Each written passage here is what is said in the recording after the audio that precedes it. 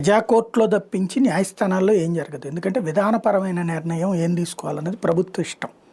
ఆ ప్రభుత్వానికి ఆ మెజారిటీ ఉంది, అసెంబ్లీ కూడా ఉంది. ఇంకోటి కేంద్ర ప్రభుత్వం కూడా చాయిస్ ఈజ్ ఎవర్స్ అని. ఇప్పుడు ఉపాధి హామీ అనే పథకానికి డబ్బులు ఇస్తుందండి కేంద్ర ప్రభుత్వం. రోడ్డు వేస్తావా, కాలువ కడతావా, దాంట్లో ఏ విధంగా కడతావా అనేది నీ ఇష్టం, వాళ్ళు డిసైడ్ చేయరు. ఇక్కడ పీపీపీ గుజరాత్లో సక్సెస్ అయింది, ఉత్తరప్రదేశ్లో సక్సెస్ అయిందంటే అక్కడ చేసే విధానం వేరు, మనం చెప్తున్న పీపీపీ వేరు. ఇప్పుడు రైల్వే స్టేషన్లో ఉందండి, రైల్వే స్టేషన్లో పీపీపీ ఉంది అంటే రైల్వే ఎంప్లాయీస్ రిక్రూట్మెంట్ ప్రైవేట్ వాళ్ళు చేస్తున్నారా?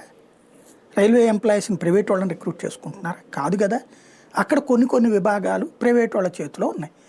లైక్ ఆ చక్రాల మెయింటెనెన్సు, లేకపోతే నీళ్లు సప్లై చేసేటటువంటిది, టాయిలెట్స్ క్లీనింగు, ఫ్లోర్ క్లీనింగు, ఇట్లాగా వివిధ పనుల్ని ప్రైవేట్ వాళ్ళకి అప్పచెప్తారు.